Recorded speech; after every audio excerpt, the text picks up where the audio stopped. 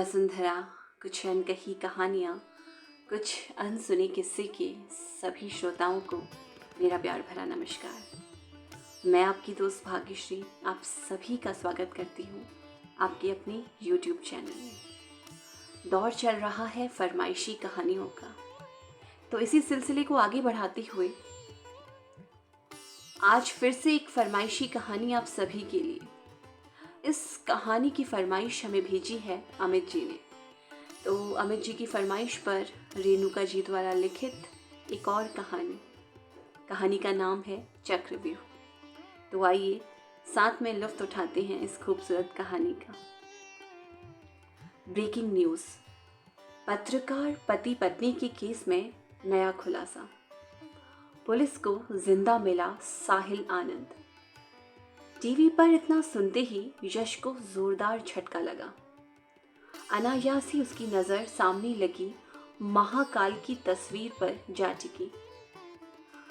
हृदय में एक कृतज्ञता का भाव था, मगर यश स्वयं नहीं जानता था कि जो वह सोच रहा था वह सच था या उसके दिमाग की उपज मात्र। उसके जहन में धुंधला हो आया वो दिल्ली से चंडीगढ़ तक का सफर।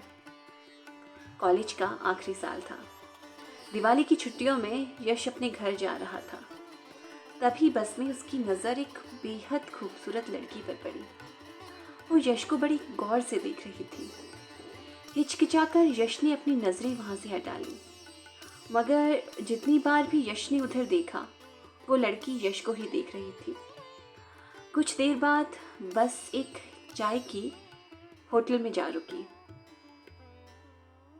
जब चाय पीकर यश दोबारा बस में चढ़ा तो वो लड़की उसके पास वाली सीट पर आकर बैठ गई थी। यश को बड़ा अजीब लगा।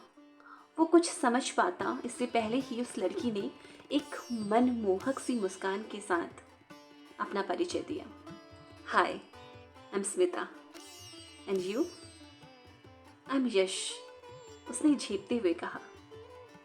लड़की उसके साथ घुलने मिलने की कोशिश कर रही थी, जबकि यश इस सोच में डूबा हुआ था कि इतनी खूबसूरत लड़की अचानक उसकी तरफ इतनी आकर्षित कैसे हो गई। आप चंडीगढ़ जा रहे हैं? स्मिता ने पूछा। यश ने हाँ में गर्दन हिला दी। दिल्ली किसी काम से आए थे? वैसे करते क्या हैं आप? स्मिता ने एक सांस में पूछ डाला। मैं स्टूडेंट हूँ, दिल्ली में पढ़ता हूँ। दिवाली मनाने के लिए घर जा रहा हूँ। यश का इतना ही कहना था कि स्मिता की आंखों में चमक आ गई थी। ओह ग्रेट, दिल्ली में कहाँ रहते हैं आप? एक्चुअली मैं भी दिल्ली से ही हूँ और एक पत्रकार हूँ। स्मिता की बात सुनकर यश को समझ नहीं आया कि वो क्या प्रतिक्रिया दे। स्मिता की आंखों में चमक देखकर यश असमंजस में पड़ गया था। वो जितना उसे नज़रअंदाज करने की कोशिश करता, उतना ही स्मिता उसके करीब आने की कोशिश कर रही थी। अगले स्टॉप पर बस के रुकते ही यश नीचे उतरा और तुरंत उसके दिमाग में ये विचार आया कि स्मिता के बारे में सर्च करना चाहिए। यदि वो सच में पत्रकार है तो आसानी से उसके बारे में सब कुछ जाना जा सकता है। यह सोचते हुए यश ने जल्दी से मोबाइल पर सर्च करना शुरू किया। यश के होश उड़ गए यह देखकर कि स्मिता और उसका पति दोनों ही पत्रकार हैं और स्मिता का पति लोगों से करोड़ों का लोन लेकर फरार है। स्मिता के पति की फोटो देखकर यश की हैरानी का ठिकाना ना रहा।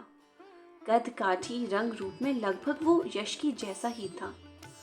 तो क्या स्मिता यश में अपने खोए हुए पति को ढूंढने की कोशिश कर रही थी? बस का हॉर्न सुनते ही यश का ध्यान टूटा और वो बस में चढ़ गया।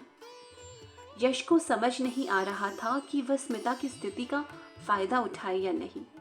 पशोपेश की स्थिति में पड़ा हुआ यश आगे खाली पड़ी हुई सीट पर जाकर बैठ गया।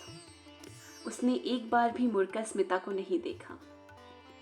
चंडीगढ़ में यश जैसे ही बस से उतरा, स्मिता भी उसके पीछे उतर गई। स्मिता की बार बार आग्रह करने पर यश ने उसे अपना नंबर दे दिया।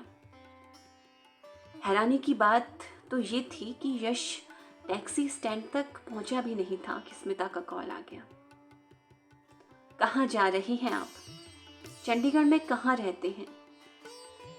यश को अपना पता बताना ठीक नहीं लगा और उसने झूठा पता बता दिया। क्या आज शाम हम साथ में कॉफ़ी पी सकते हैं? स्मिता ने कहा। जी नहीं मैडम, मैं आज बहुत व्यस्त हूँ, फिर कभी, दृढ़ता से यश ने उत्तर देकर फ़ोन काट दिया। इसके बाद कई बार स्मिता की कॉल आई पर यश ने उत्तर नहीं दिया। कुछ दिनों में स्मिता की कॉल आने बंद हो गए। सब कुछ सामान्य सा चल रहा था। वो सफ़र अब यश की यादों में धुंधलाने लगा था। अचानक एक दिन खबर आती है, पत्रकार साहिल आनंद ने की आत्महत्या। अपने ही घर के बाथरूम में खुद को लगाई आग। आइए जानते हैं उनकी पत्नी स्मिता से कि आखिर क्या है माजरा। स्मिता, आपके पति कई दिनों से फरार थे और अचानक उनकी लाश आपके ही घर में मिली है। आप इसके बारे में क्या कहना चाहेंगी? रिपोर्टर ने लगभग स्मिता के मुंह में माइक घुसाते हुए पूछा। मेरे पति पर करोड़ों रुपए का कर्ज था। आए दिन लेनदार परेशान करते थे। इसी वजह से वे घर छोड़कर चले गए थे। मैं कल सुबह एक पारिवारिक समारोह में गई थी। जब घर लौटी तो दरवाजे का लॉक खुला हुआ था। मैं घबरा गई। मैंने तुरंत आसपास के लोगों को बुलाया। जब हमने अंदर जाकर देखा तो बाथरूम में मेरे पति की लाश पड़ी हुई थी। वे बुरी तरह जल चुके थे। चेहरा पहचानना भी मुश्किल था। इतना कहते हुए स्मिता रोने लगी। आगे उसने किसी भी सवाल का जवाब देने से मना कर दिया। यश का मन कह रहा था कि स्मिता का रोना नकली है। उसके चेहरे पर कोई सदमा नहीं दिख रहा था। उसे अनायास ही वो सफ़र याद आ गया। कहीं स्मिता ने ही तो अपने पति को? नहीं, वो ऐसा क्यों करेगी? देखने में कितनी मासूम है वो। इन्हीं विचारों के बीच यश उठा और नहाने चला गया। न्यूज़ चैनल पर यदा कदा साहिल आनंद के केस की खबरें आती रहती थी। कभी आत्महत्या तो कभी हत्या की चर्चा। इसी बीच चैनल पर दिखाया गया कि असल में मरने वाला व्यक्ति साहिल था ही नहीं, वो केवल उसके जैसा दिखने वाला कोई व्यक्ति था। यह सुनते ही यश का दिमाग चकरा गया। उस दिन स्मिता उसके करीब क्यों आना चाहती थी, इस प्रश्न का उत्तर उसको कुछ कुछ समझ आने लगा था। मगर अपने ही विचारों को उसने यह सोचकर नकार दिया कि स्मिता इतनी बड़ी साजिश नहीं रच सकती। अपने ही विचारों के द्वंद्व में कई रातें यश ने जागते हुए बिता दी और आज खबर सुनते ही यश का यह संदेह यकीन में बदल चुका था। सारा दिन यश टीवी के सामने बैठा रहा। उसका मन बेचैन था। वह किसी भी हाल में सच को जानना चाहता था। शाम होते ही आखिर खबर आ ही गई। पत्रकार दंपति के केस में आया नया खुलासा। पति पत्नी ने मिलकर रची थी आत्महत्या की साजिश। पत्नी स्मिता ने निमेश नामक युवक को प्रेम जाल में फंसाकर अपने घर बुलाया और पति पत्नी ने मिलकर उसकी हत्या कर दी। हत्या के बाद उसके शरीर पर साहिल के कपड़े, उसकी अंगूठी, चेन पहनाकर शव को जला दिया। शातिर दंपति ने पूछताछ में उगला सारा सच। दिसंबर की सर्दी में यश के माथे पर पसीना उभर आया था। मन में भय, कृतज्ञता और तसल्ली का मिश्रित भाव लिए यश जड़ सा बैठा रहा।